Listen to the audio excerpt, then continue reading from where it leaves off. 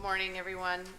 Welcome to the October 17th, 2017 State Land Board meeting.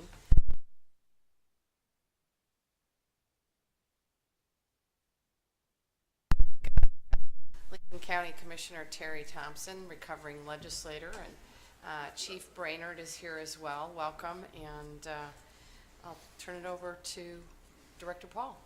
Great. Thank you, Governor Brown, members of the board. We will start with our consent agenda this morning. We have 5 items on the consent agenda for you this morning to consider, and I'll walk through all 5 of them, and then we will make the staff recommendation. Our first consent agenda item is a request for approval of the minutes from the May 9th, 2017 State Land Board meeting. It's our first meeting since that meeting. That was only 5 months ago. Only, yeah.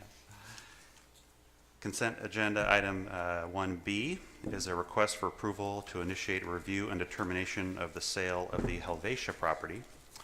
This is a property just under 3 acres located in Washington County. This state-owned property was purchased in 2012, consistent with our direction under the current real estate asset management plan. We've recently done some minor renovations to it in order to get our occupancy up to full occupancy.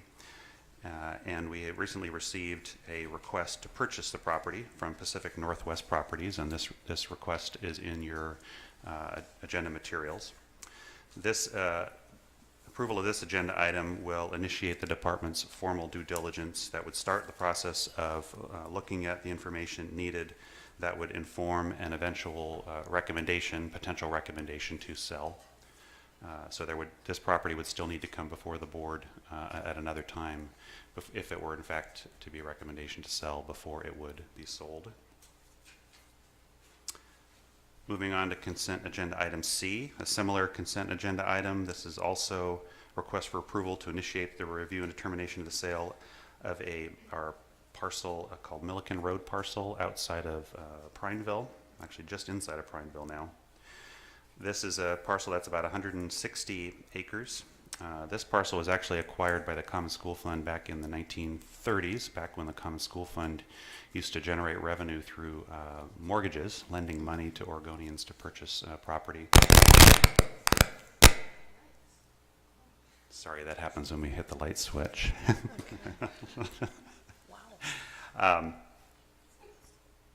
Where was I?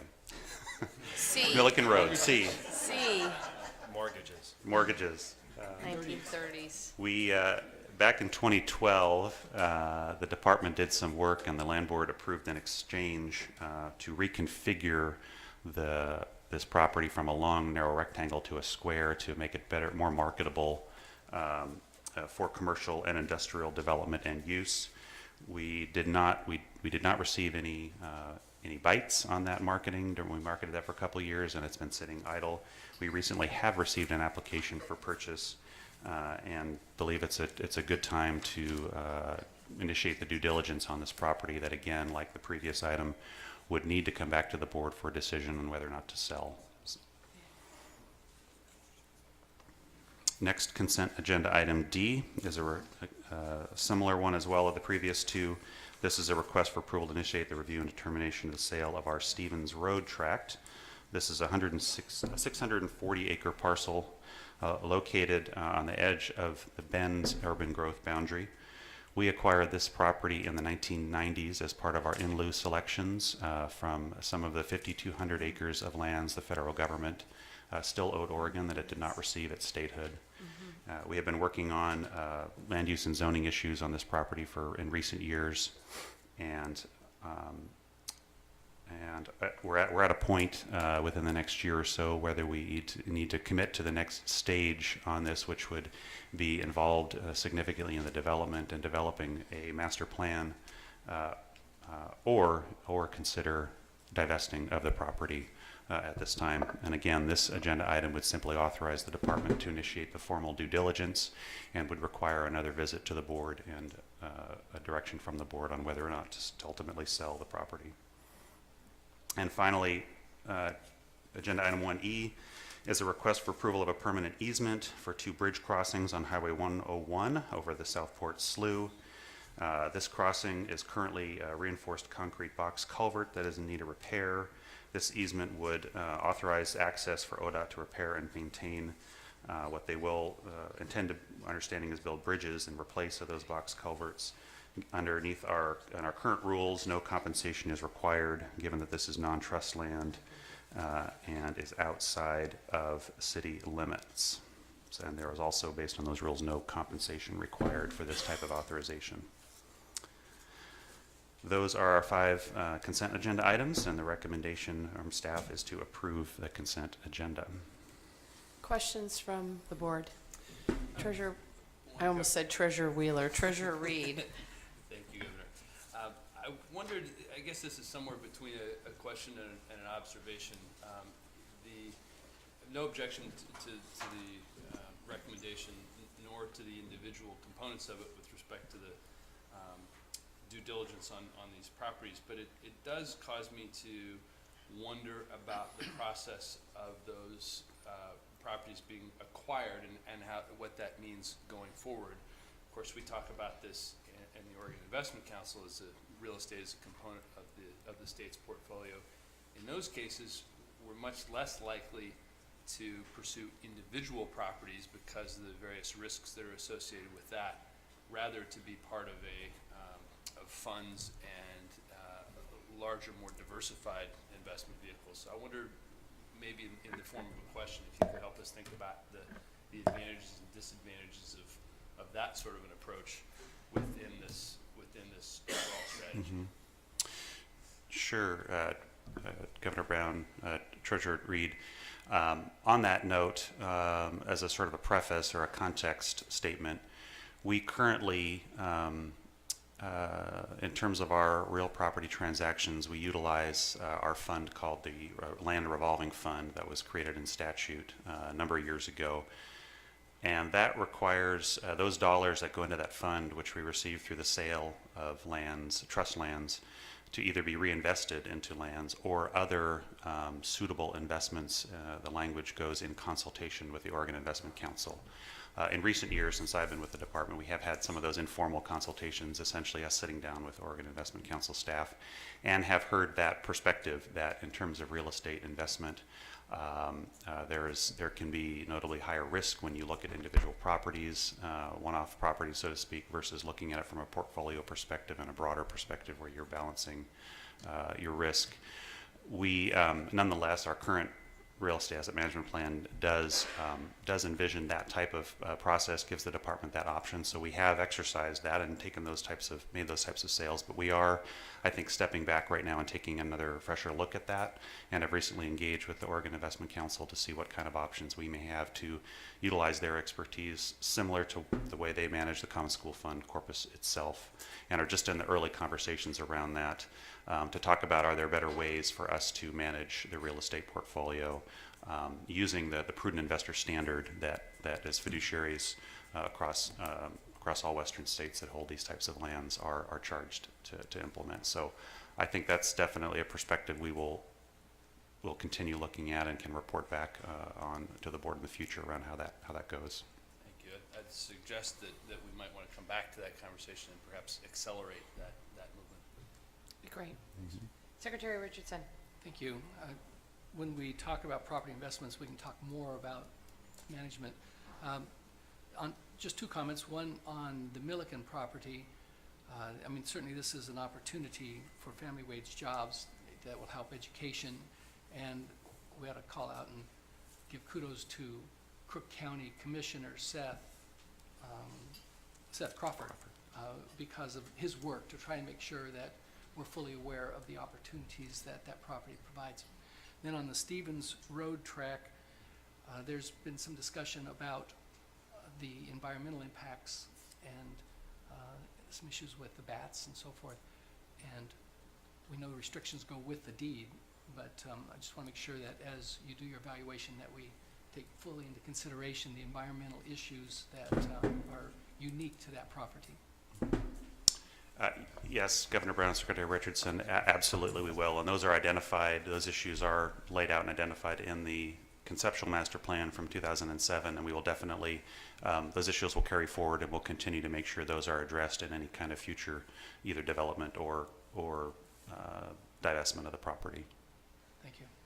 And I just want to follow up on Secretary Richardson's comment about the Crook County parcel, and just want to make sure that as we're moving forward, that this proposal is integrated with the economic development strategies that the county is using in that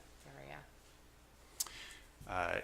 Yes, Governor, we have an opportunity for potential, I think, win-win between both the Common School Fund and the county's interests around that area. In fact, we worked fairly closely when we reconfigured the parcel in 2012 to ensure it was complementary in terms of what was beneficial for the property in terms of Common School Fund is also can be beneficial for the county's interest, and we'll continue to move in that direction to the extent that we can.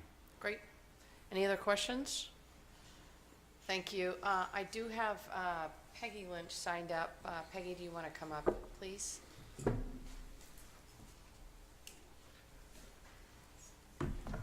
Thank you, Governor Brown, Secretary Richardson, and Treasurer Reed. Peggy Lynch for the League of Women Voters of Oregon. It's a strange place to give an opportunity, but I'm testifying, I guess, on behalf of the May minutes. And what the League wants to do is, first of all, thank you very much for your decision on the Elliott related to your May meeting. During the protocol process, the public was engaged and staff provided for an open and interactive process. As plans for the Elliott move forward, the League encourages a continuation of that openness. As you have seen on the last, in the last few years, the Elliott is seen as a special treasure to Oregonians now and into the future. We look forward to celebrating a 50th anniversary for the Elliott as we did with the Beachville, and that the three of you will be remembered as part of that momentous decision. So we are encouraging that you continue and have a stakeholder process as you move forward on the Elliott. Thank you very much for your attention, and welcome back to Oregon. Thank you. All right. Any other comments? Any other questions? Do I hear a motion? Governor, move approval of the consent agenda. Treasurer Reed moves approval of the consent agenda. Is there a second? Second. Great. Hearing and seeing no objection, so ordered. Thank you. Director Paul. Great, thank you. So we'll move on to our one action item, and I'm going to ask one of my staff, Chris Castelli, to come up to help present this item. As an introduction here, I'll want to introduce the item. This is a request for adoption of amendments to the administrative rules governing the placement of Ocean Renewable Energy Facility on, in, or over state-owned land within the territorial sea. I do need to just clarify here per the instructions on our public testimony. This is one of these items where generally we accept public testimony around consent agenda and action items. However, I'll just note that in our instructions, the board cannot accept testimony on a topic for which a public hearing has been held and the comment period has closed. So because this is a rulemaking, this is the conclusion of a rulemaking, we cannot accept public testimony on this item.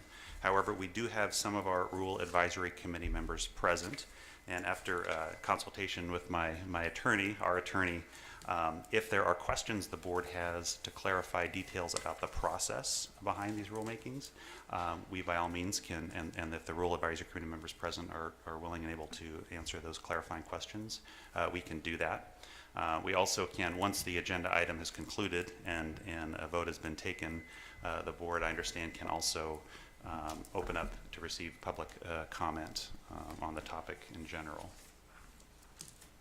And with that, I would like to introduce three of the Rule Advisory Committee members that are here. We have Delia Kelly with the Oregon Department of Fish and Wildlife, Ono Husing with Lincoln, from Lincoln County, and Andy Lanier from Department of Land Conservation and Development.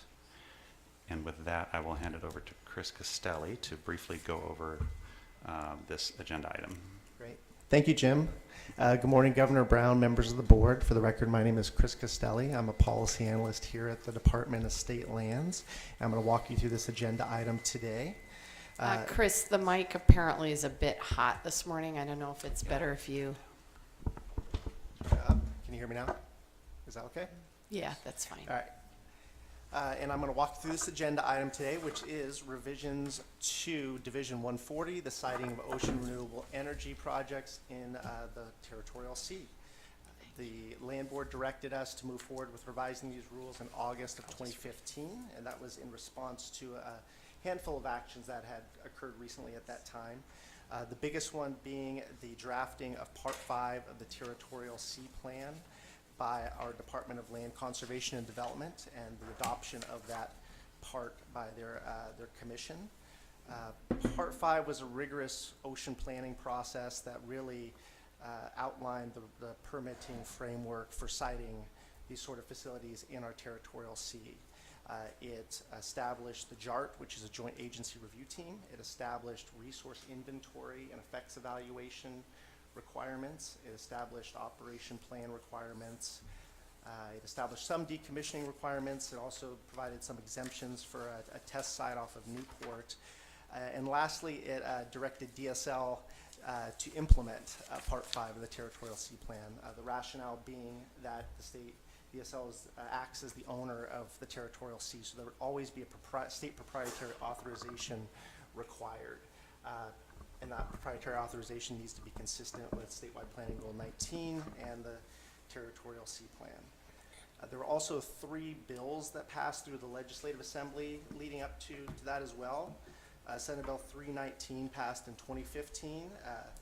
That further directed DSL to be the single state point of contact by requiring a removal fill permit for these sort of facilities to go along with the leasing requirement. Also added a bunch of statutory definitions of ocean renewable energy facilities, commercial operation, some other things, and also directed DSL to look at a streamlined regulatory permit for certain types of projects. And leading up to that, 2013, 2 other bills were also passed by the Assembly, Senate Bill 606, which established a decommissioning and financial assurance requirements for these sort of facilities in the territorial sea. And House Bill 2694, which required a developer to share their seafloor data with the state's seafloor mapping project. So in 2016, DSL began the formal rulemaking process. We convened a rulemaking advisory committee. Jim just introduced the members that are present here today, and we really appreciate their help with this process. The RAC actually evaluated 3 different rule divisions, this rule division and 2 removal fill rules that needed to be updated as well. The key issues, of course, for this rulemaking effort was to integrate all of those requirements I just outlined from Part 5 and those bills that passed into state statute. We also worked to integrate some of the policy statements that came out of Part 5, one in particular being that the state prefers a precautionary approach to the development of this industry in the territorial sea to protect existing ocean users and ocean resources, and that we promote a phased development. With that said, the department and the RAC drafted a first right to apply section in these rules, so there could be a path forward for a good actor, a holder in good standing, to make successful progress if they did follow that phased development approach. These rules allow the director to authorize research and demonstration projects, but larger commercial leases come to the land board for approval. That is consistent with how we address telecommunication cables in the territorial sea through a different rule division and through Part 4 of the Territorial Sea Plan. In fact, you've heard 2 telecommunication cables since you've become aboard in the last 2 meetings I believe you had. We also updated the application fee schedule to hopefully cover more of our administrative costs. This is a pretty heavy lift for the department to entertain an application, especially for like a commercial lease. We're acting a little bit out of the comfort zone. We'll be acting as the planning body for the state and the leasing body. So we adopted a new schedule for those application fees. We also adopted a lease formula. The initial version of these rules didn't have a lease formula. It just said if we had a lease, the director would negotiate the rates. We borrowed now directly from the federal regs. The Bureau of Ocean Energy Management adopted a formula a few years back, so we just borrowed directly from that. We did convene a RAC. They had 8 meetings over about a year's period, mostly full-day meetings. 5 were here in Salem, 3 were held at the Oregon coast. At the end, the RAC had a consensus that the draft rules, all 3 rule divisions, were ready to go out for the next phase, which is public comment and public review and comment. The department had a 45-day public comment period. The department held 3 public hearings in Coos Bay, Newport, and Astoria, and also held a subsequent open house meeting in Portland. We tried to do quite a bit of outreach to our listservs and some of our stakeholder groups as well. That list of groups we reached out to is included in your packet, as is the summary of the comments we received and the agency response to comments. The rule that you are reviewing today is the same rule that the RAC approved to go forward. We did not make any changes to the draft rule coming out in the public comment period. And with that, I'd be happy to answer any questions. Thank you. Treasurer Reed. Thank you, Governor. Thank you, Mr. Costelli. 2 general questions. One, if you could add a little more to the, these are characterized as changes. Is there a way to summarize the sort of directional nature of these changes?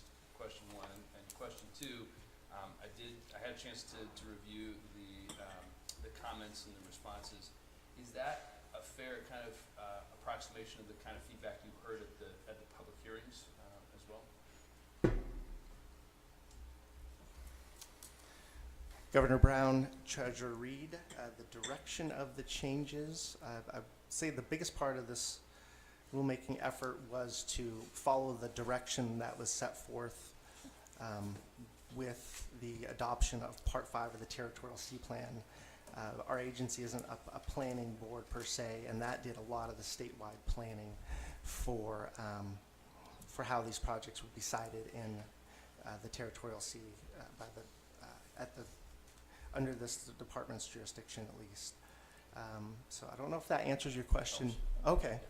And of course, the same with the statutory. And I would say both Part 5, if you're looking at for direction, I think Part 5 and the 3 bills that passed in 2013 and 2015 are all precautionary in nature. That and I think that was in response to sort of what was a gold rush mentality with regards to ocean and renewable energy, probably across the board, but certainly in Oregon's waters.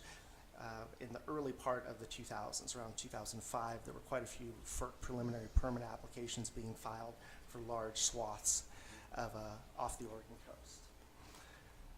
And the second question, Governor Brown, Treasurer Reed, was with regards to the comments, sort of take the temperature of the public hearings. To clarify, just a little more flavor for what kind of comment you got in those public hearings, and if that's reasonably well reflected in the summary you provided us.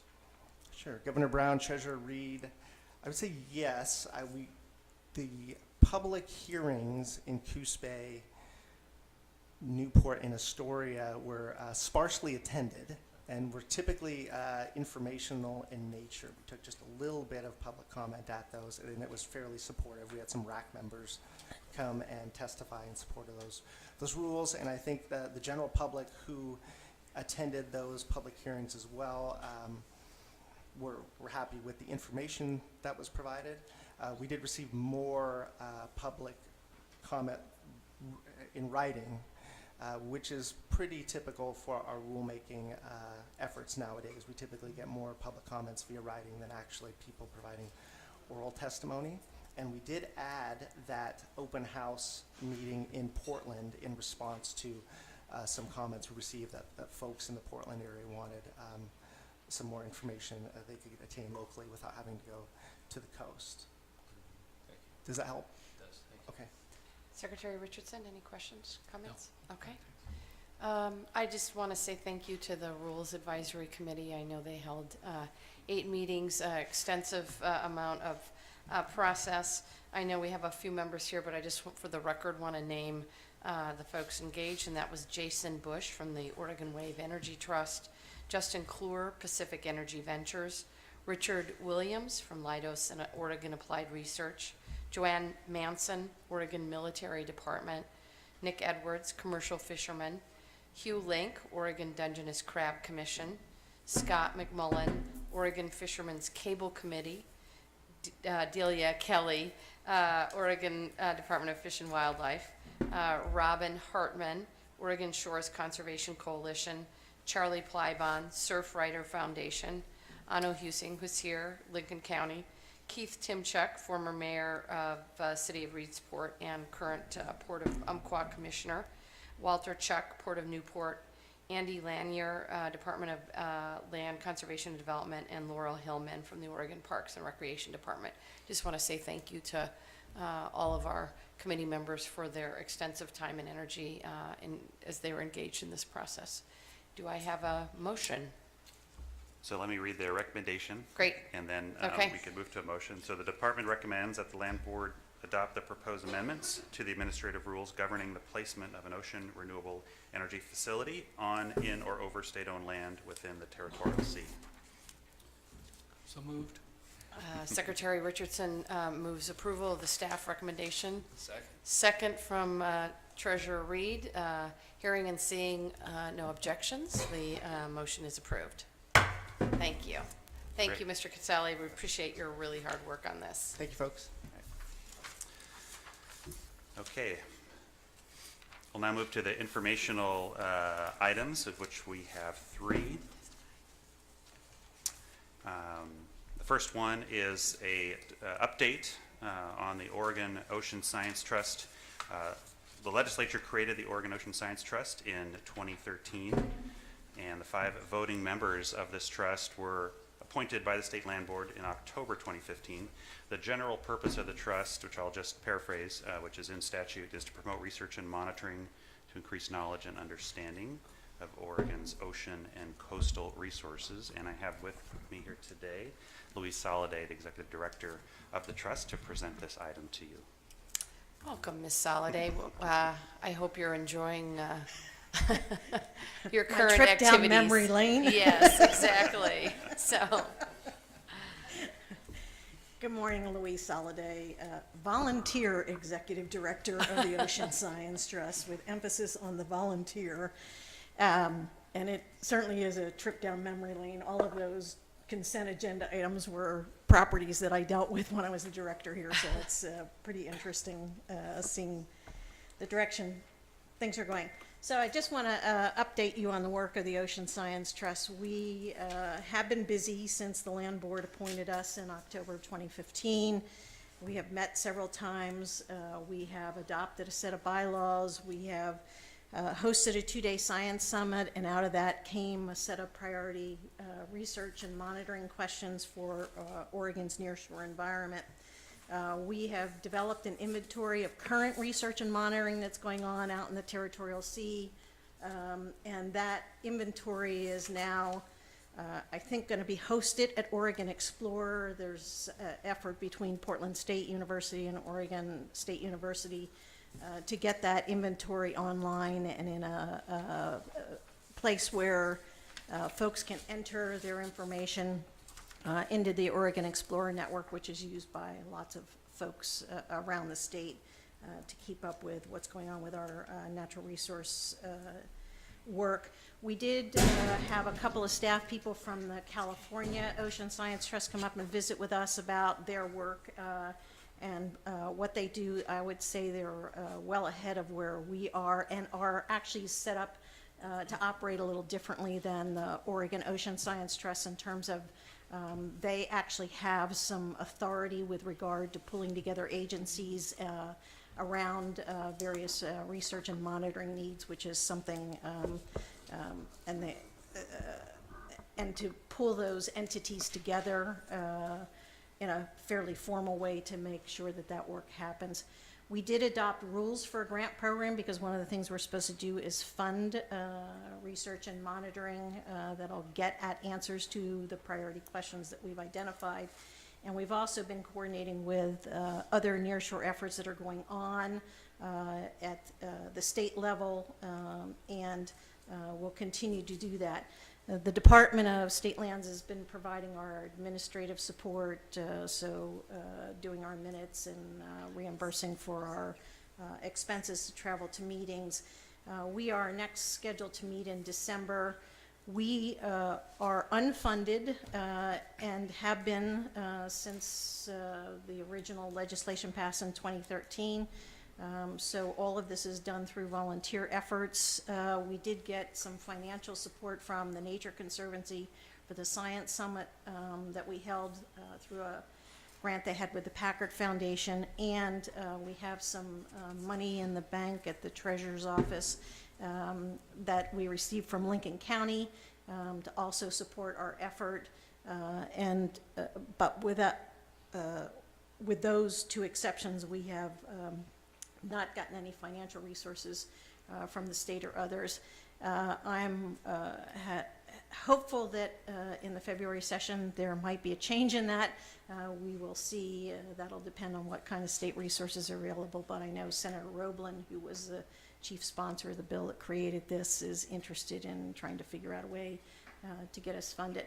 And the last thing I want to mention is some of you are aware that Senate Bill 1039 passed this last legislative session, which sets up a Ocean Acidification and Hypoxia Coordinating Council, and that's through the Department of Fish and Wildlife. There is funding for a full-time staff position to fund that effort. And I've gotten some questions about how does that coordinate, how does that connect with the work of the Ocean Science Trust. And I would say that the ocean acidification and hypoxia issue is certainly a major issue on the plate for the Ocean Science Trust, and having a coordinating council that's going to focus specifically on that, I think, will be helpful.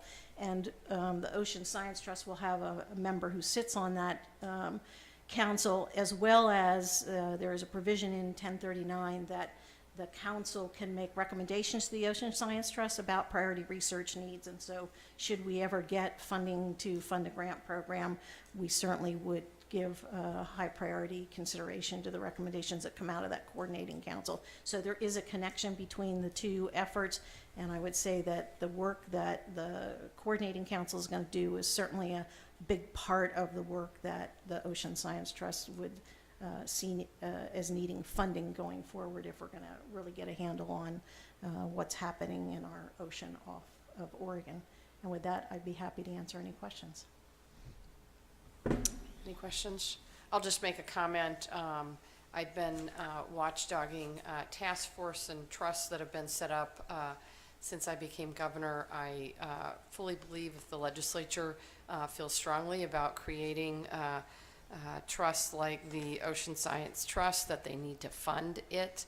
I appreciate your volunteer service. I appreciate the other efforts from Lincoln County and the Nature Conservancy to fund this effort. But I think it's also, if we expect this trust to complete its work, it needs to be funded. And I would expect that the legislature find the resources during the 18 session, or at the very latest the 19 session, or end it. So my message to the Oregon legislature is fund it or end it. I really appreciate your time and energy, and DSL's providing support staffing, because I think this is very much needed. So, Secretary Richardson, Treasurer Reed, go ahead. One brief question. You answered a big part of it when you were describing the relationship with the hypoxia group. I wonder if you could expand just a little bit on the other groups that are mentioned here, the OPAC and Fishermen's Roundtable and so on as well. So I've attended OPAC meetings occasionally just to brief them on the work that we're doing. We've been using their listserv as a way to get comments on the things that we're doing also. So we've been trying to coordinate closely with OPAC. The effort at the Fishermen's Roundtable is an effort that Oregon Sea Grant started to bring together fishermen and scientists a couple times a year to just talk about observations from both the scientist side and the fisherman side. So I've been attending those meetings. I'm there as an observer, and at the end of the day, I'm asked to sort of give feedback on what I'm hearing, what I'm seeing, and sort of what next steps might be. We just had one of those a couple weeks ago. It's fascinating to sort of hear from the fishermen what they're seeing out there that they've never seen before.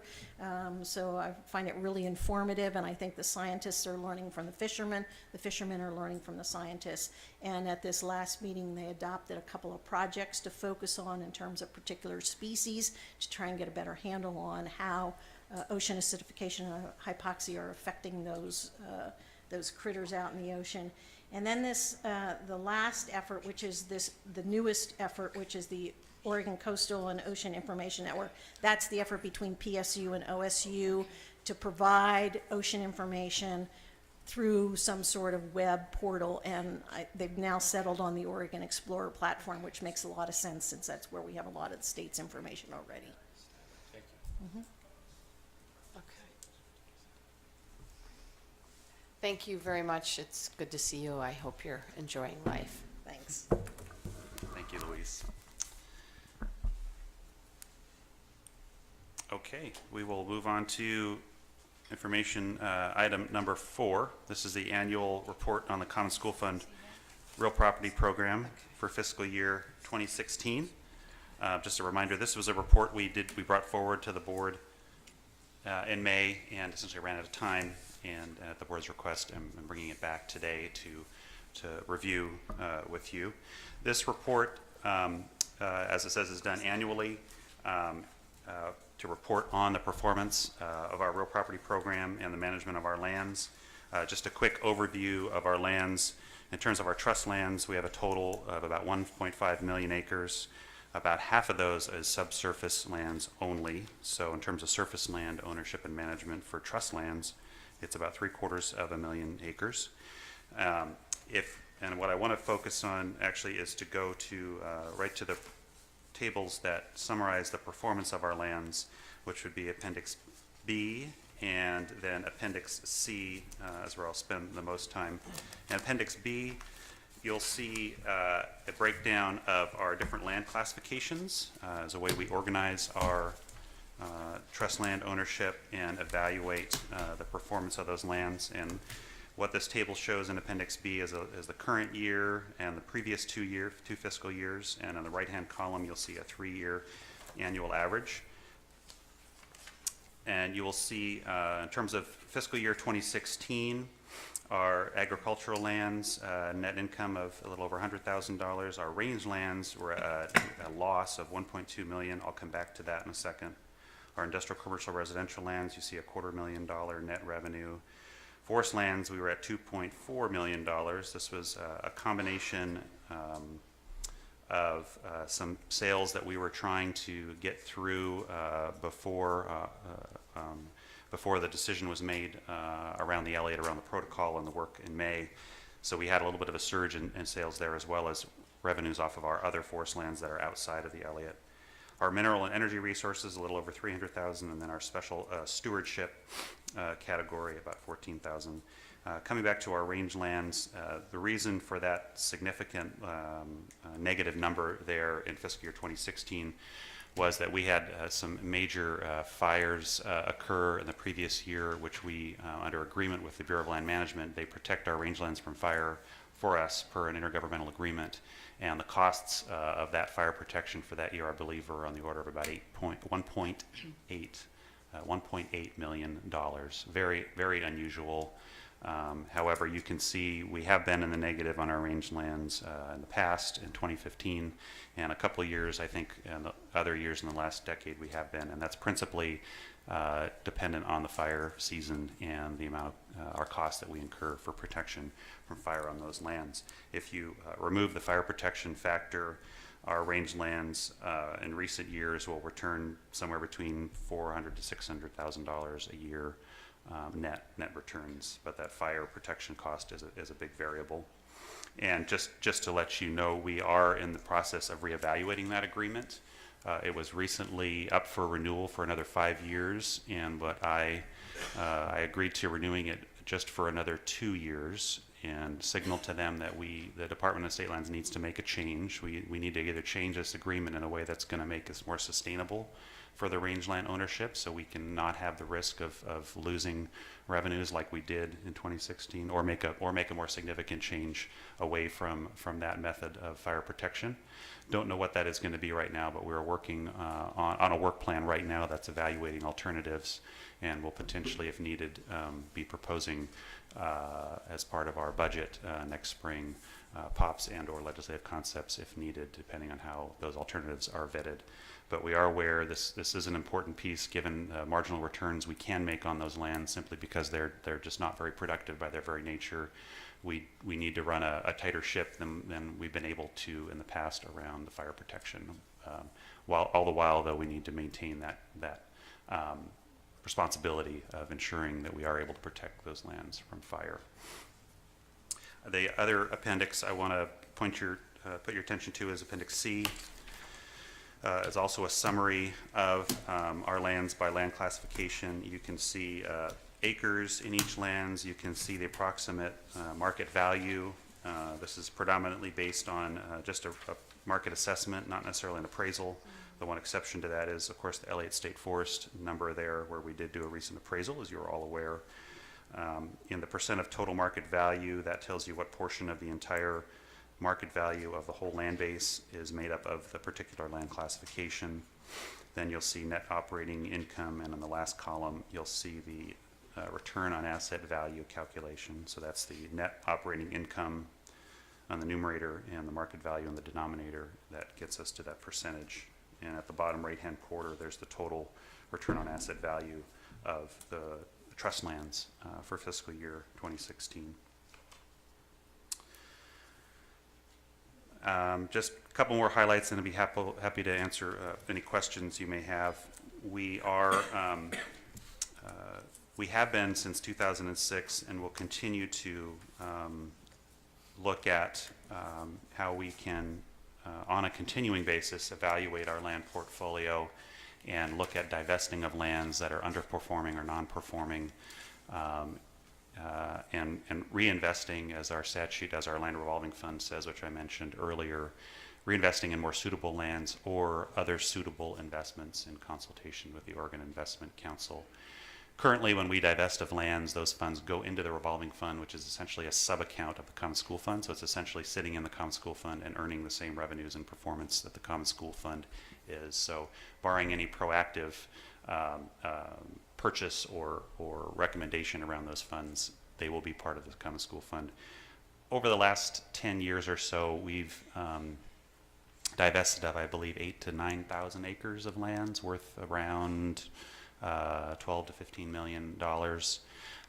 Relative to the entire land base, not significant, but we will continue to operate under that direction under the Real Estate Asset Management Plan, and evaluate where we need to divest of those underperforming properties. And some of that is summarized in your report as well. And the department, actually, under our current strategic plan that we just updated this year, we have a series of work plans under our real property program that's getting very specifically at particular land classification performances, as well as the task of updating our real estate asset management plan, which we believe is due for a review and update, just given the continued low performance of those lands and our ability to not do that evaluation and potential divesting at a pace that maybe we need to, given the performance we're seeing on those lands. With that, I'll stop and be happy to answer questions. Secretary Richardson. Thank you. Now, Governor, Mr. Treasurer, we, as the three members of this board, recognize our fiduciary duty to the Common School Fund, and we just heard a report that there was, out of $538 million of assets, the return is 0.4, or less than half of 1%. We went back and looked at the last several years, and it's 0.4 this time. It was 0.1, or 1/10 of 1% last year. The same in 14. It was a loss of 0.2 in 2013, a recovery of a yield of 1.5 in 2012 and 1.2 in 2011. If it was my money. And by the way, the valuations have gone from $517 million to $678 million, different valuations at different times. And if I'm over a fund and it's a $500 million fund plus, and we're making repeatedly, I mean, an average over the last, or since 2011, of 0.5%.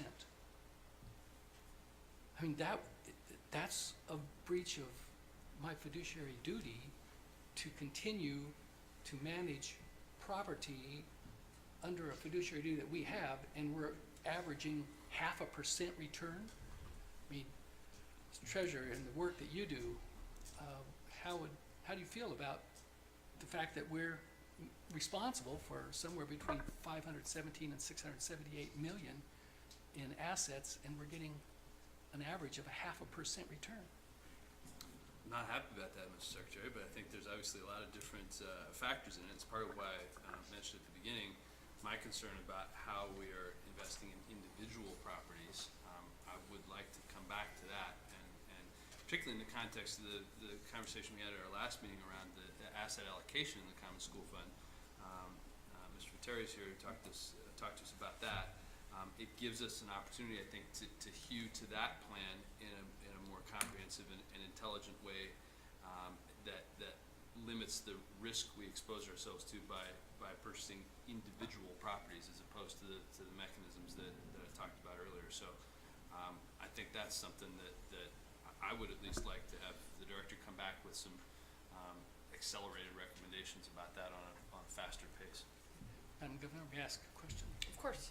So, Director, do you have any ideas at this point, I mean, more specific as to what we can do to generate a better return for the Common School Fund? So Governor Brown, Secretary Richardson, first just to comment on your point, notwithstanding the past performance, which anyone can look back on our previous land board agenda items and see what's been reported. Yes, the land board, you are the fiduciaries, and obviously your role is to look at the situation now and what you believe is needed moving forward. I think a couple thoughts on what to do moving forward. Actually, to comment a little bit more on Treasurer, your remarks. So recently at the September Oregon Investment Council meeting, for the first time, the Common School Fund itself is actually being diversified to include a real property piece of the fund. Previously, it did not have any part of that type of asset in allocation. Now it calls for a 10% piece of that asset allocation. And my understanding is the way they are going to do that is to basically reallocate the existing fund and ensure that as they make transactions and turn over different investment types, they will populate that real asset piece. So that is an allocation we previously didn't have, and historically, at least at DSL, we've considered the trust property that we manage as being a diversification of that fund. Well, now we have our real investment professionals, our prudent investors, so to speak, now making that formally a part of the fund. So that is an opportunity that we can look to in the future, potentially more of that as satisfying, so to speak, the real property piece of the entire Common School Fund portfolio. I think in recent, I'd like to, and I think my predecessor in recent years has wanted to sort of move us more towards thinking of the Common School Fund as an entire portfolio that includes both the paper fund as well as the property piece of the fund. So let's put the 1.5 billion and the $500 million in land and think of that entire asset collection as part of the fund. So I think in light of that, it may put a different lens that we look on our current properties and how we evaluate whether or not to divest. If we know that we have a real property investment approach that's part of the fund, that we may be able to look at in lieu of the department itself. In some cases with our lands, I think we can look at that, look through that lens. I think fundamentally, in terms of where we're going right now, we would still be evaluating our lands right now, and maybe the standard at which we look at whether it's appropriate to divest or not. We now have a clearer standard if we want to look at the Oregon Investment Council approach. I think the board may want to think about and return to the topic to opine on whether you would like to provide the department specific direction on that, and that can happen through the real estate asset management plan approach versus delegate to the director's discretion to use some general guidance around that and have the department take on that work or that judgment around what bar we use and the pace at which we look at our real estate holdings and when and where to divest of them. Thank you. Yes. Thank you. Great. Okay, thank you. The final agenda item we have is an update for you all on the LA Public Ownership Project. I think very quickly, maybe I will recap sort of where we've come from since May 9th, 2017, May 9th this year, in the Line Board's direction, some of which is documented in the memo to the three of you that I drafted in August in lieu of the August meeting. On the heels of the direction from the May 9th meeting, the department submitted a supplemental budget request to the legislature requesting funds that we believed were needed to implement the Land Board direction. The legislature looked at that proposal and did pass some additional funds to the department. Those funds that were specific to and most germane to the work of implementing the board's direction amounted to about to $1.5 million. The department did not receive any dedicated positions with that funding approval. The closest exception to that is that we did receive a project manager position that was essentially to give us the expertise to handle the volume of procurement activity that we as a department foresee us dealing with for multiple projects, of which Elliott was one of them. So we have that capacity, but we're not did not receive any FTE to actually hire new department staff to focus on this work specifically. So what you see in our current update, which we just posted on Friday, October 2017 update on the Elliott Public Ownership Project, which we posted to our Elliott webpage. And I want to make note to you and to the public that our intent is to continue to maintain that Elliott webpage as we have in the past, provide regular updates with information on the project and our work so that any in the public can look in and have access to that and see what we're doing. We also provided a link to sign up for our listserv, our email distribution list, essentially where the public we proactively push updates. Whenever we do update our website, we send out a note saying, hey, we have an update if you want to see it, so the public's aware and can look at where the project is at.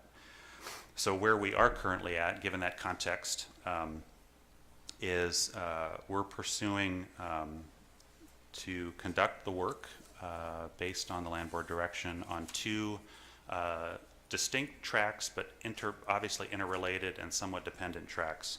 The first track is to retain a third-party consultant to take on the work of the Habitat Conservation Plan development. We have begun the procurement process to ultimately hire a third party that would be able to bring on all of the expertise and resources that we will need to develop the HCP and get to the finish line of the HCP. Eventually, obviously, these resources are just for getting us through this biennium. Anticipate this will continue into the next biennium, and we would then look at resources we need at that point to get to the finish line. That, because of the complexity of that work, you'll see a timeline in our update that puts us out till March of 2018 before I believe we would be likely to have a party on contract to do that work. For example, the first step we need to do because of the size of that contract is to get delegated procurement authority from DAS, which we have received in a couple of cases on this Elliott work in the recent years, so I believe we should be able to do that. That's a first step. Then we go through the public procurement process, and then we go through a contract negotiations before we finally get to a signature on signing on the contract. So that's the general reason why there's a 6-month timeline projected on that. The other parallel track that we are looking at staffing with outside resources is the Common School Fund decoupling track, as it's termed. And this will also be contracting with an additional and a separate third party that would manage the discussions and negotiations towards the potential decoupling of the Elliott State Forest from the Common School Fund. and a decoupling that would continue to keep it under public ownership as directed by the board, but potentially look at a different public entity owning the forest entirely and managing the forest entirely in the future. The connection here between these two tracks, I think, is a sort of a fair interpretation that of the action and the situation with the Elliott, that an HCP and achieving an HCP that will work, I think, is a prerequisite for maintaining public ownership, just given the situation with this forest and where we're at. I don't think very many would dispute that having a working HCP that achieves the outcomes that the board's asked to achieve is going to be pretty important for any future decoupling effort. As we heard, I think, from testimony from Oregon State University that's interested in potentially being an owner in the future, and from others, I think having that